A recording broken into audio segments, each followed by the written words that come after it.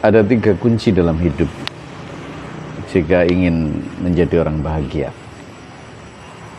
Yang pertama adalah as-sofa.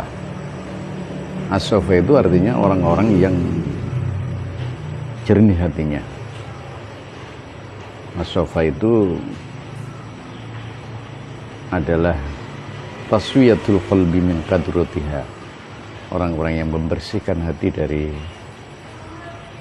penyakit-penyakit hati, baik itu takabur, hasud,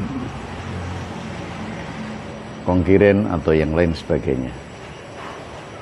Dia ingin menghilangkan, melepaskan dirinya dari beberapa hal yang menyebabkan hatinya gelap dan hati yang terpenuhi oleh penyakit-penyakit jiwa.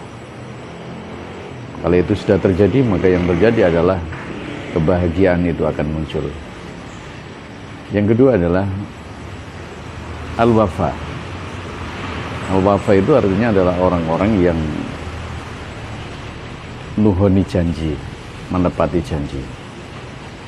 Ketika dia berjanji kepada Allah bahwa dia akan melaksanakan ibadahnya kepada Allah, lalu dia tidak mau melaksanakan ibadah, maka dia termasuk orang-orang munafik dan tidak akan tenang dalam hidup.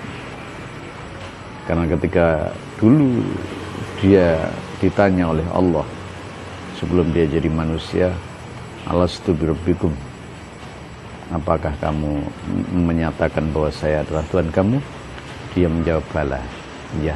Tapi setelah dia hidup dan tidak mau beribadah kepada Allah, berarti orang yang tidak menepati janji, atau tidak menepati janji antar sesama manusia.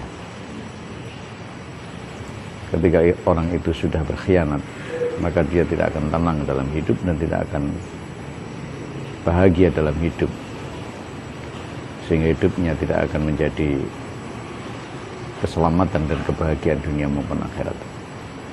Yang ketiga adalah al-jafa. Al-jafa itu adalah orang-orang yang kuat.